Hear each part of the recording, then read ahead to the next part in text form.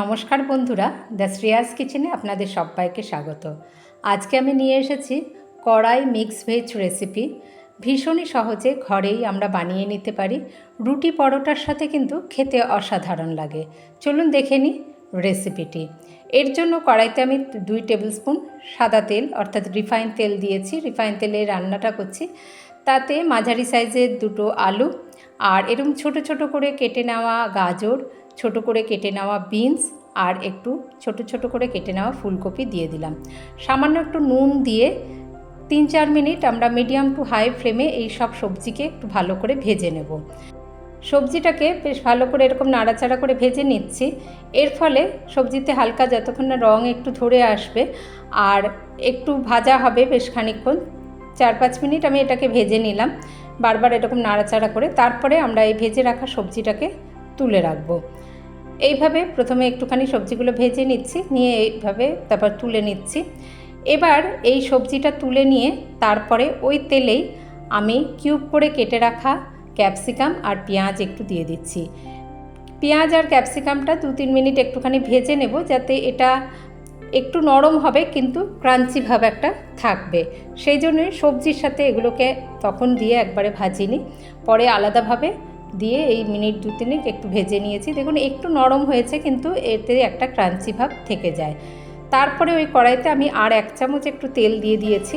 দিয়ে তাতে ফোড়নে দিয়ে দিচ্ছি সাদা জিরে, 1 টুকরো দারচিনি, একটা এলাচ আর 3-4টে লবঙ্গ দিয়ে দিচ্ছি।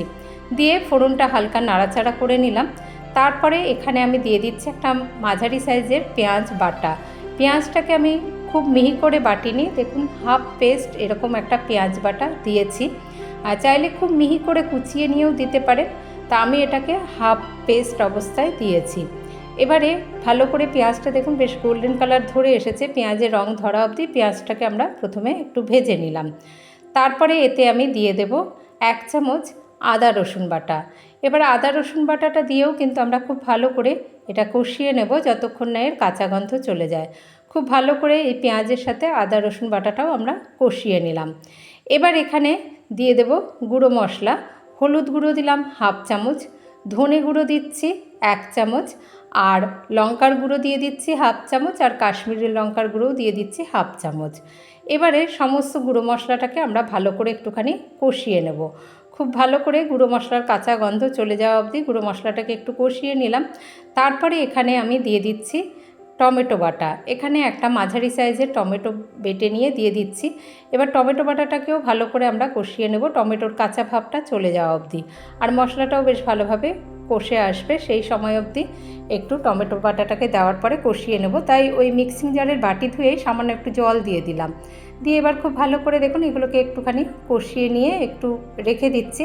আস্তে আস্তে যখন তেল ছাড়তে শুরু করবে সেই সময় অবধি এটাকে আমরা কষিয়ে নেব। দেখুন আস্তে আস্তে তেল ছাড়তে শুরু করেছে, আমাদের টমেটোটাও ভালো করে কষানো হয়ে গিয়েছে। এবার এখানে আমরা একটা মশলা ব্যবহার করব। আমি কিন্তু গুঁড়ো মশলা খুব বেশি দিইনি, হাফ চামচ লঙ্কার গুঁড়ো আর 1 চামচ ধনে গুঁড়ো দিয়েছিলাম, আর কাশ্মীরি লঙ্কার গুঁড়ো একটু কালারের জন্য। এবার দিচ্ছি কড়াই মশলা।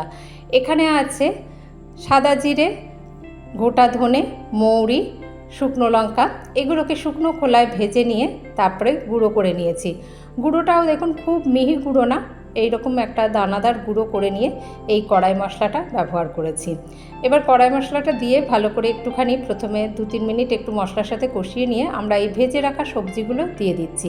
ভেজে রাখা সবজিগুলো দিয়ে মিনিট 2 আমরা মশলার সাথে কষিয়ে নেব।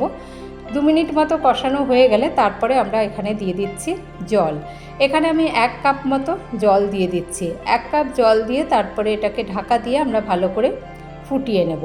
এভাবে দেখুন 1 কাপ জল দিয়ে দিলাম। আর এখানে ওই যে কড়াই মশলাটা আমি ওটা করেছি 1 চামচ সাদা জিরে, 1 চামচ গোটা ধনে, হাফ চামচ মৌরি আর 2টো শুকনো লঙ্কা। 4-5 মিনিট আমরা মিডিয়াম টু হাই ফ্লেমে রেখে ভালো করে এইটা ফুটিয়ে নিলাম। এখন আমাদের যে পেঁয়াজ আর ক্যাপসিকামটা ভেজে রেখেছিলাম সেটা দিয়ে দেব। সেটা একদম শেষেই দেব, তাহলে এটা একদম গলে যাবে না, বললাম পেঁয়াজ আর ক্যাপসিকামটা একটু ক্রাঞ্চি ভাব থাকলে বেশ ভালো লাগে, সেই জন্য পেঁয়াজ ক্যাপসিকামটা একটু শেষে দিলাম। এখানে চাইলে আপনারা ছোট ছোট করে কেটে পনিরও ব্যবহার করতে পারেন। আজকে আমি পনির ব্যবহার করিনি, পনির ছাড়াই এটা বানাচ্ছি। আর এখানে যেহেতু কড়াই মশলা ব্যবহার করেছি তাই আমি আর গরম মশলার গুঁড়ো দেবো না, শুধু একটু একদম শেষে দিয়ে দেবো একটুখানি ধনে পাতা আর একটু কাসুরি মেথি দিয়ে দেবো। এখানে চাইলে আপনারা ফ্রেশ ক্রিম বা মালাইও ব্যবহার করতে পারেন। আমি একটু এখানে নুনের পরিমাণটা একটু চেক করে নিয়ে আর একটু সামান্য নুন দিয়ে দিলাম। এবার ক্যাপসিকাম আর পেঁয়াজটা দেওয়ার পরে মিনিট 2 রান্না করলেই দেখুন গ্রেভিটাও অনেকটা কমে এসেছে। মিনিট 2 আমরা এই ক্যাপসিকাম আর পেঁয়াজটা দেওয়ার পরে একটু ধনেপাতা দিয়ে দিয়েছি আর সব মিশিয়ে দিয়ে একদম শেষে একটুখানি কাসুরি মেথি দিয়ে দেবো। তারপরেই আমরা গ্যাসের আঁচ বন্ধ করে দিয়ে স্ট্যান্ডিং টাইমে রেখে দেবো 3-4 মিনিট, তারপরেই সার্ভ করে দিন। ভীষণই সহজে তৈরি কড়াই মিক্স ভেজ রেসিপি। রুটি পরোটার সাথে কিন্তু এইভাবে তৈরি সবজি খেতে বেশ ভালো লাগে। এরকম করে ভীষণই সহজে এই রেসিপিটি ঘরেই বানিয়ে নিতে পারেন। দেখুন এইভাবে আমরা এটা সব মিশিয়ে দিলাম। এবার গ্যাসের আঁচটা বন্ধ করে দিয়ে একটু স্ট্যান্ডিং টাইমে রেখে দিচ্ছি, তারপরে আমরা এটা সার্ভ করে দেব। রেসিপিটি ট্রাই করবেন, আশা করি ভালো লাগবে। আর আমার চ্যানেলের নতুন বন্ধুরা যারা এখনও চ্যানেলটিকে সাবস্ক্রাইব করেননি, অনুরোধ করব চ্যানেলটিকে সাবস্ক্রাইব করে আমার পাশে থাকবেন।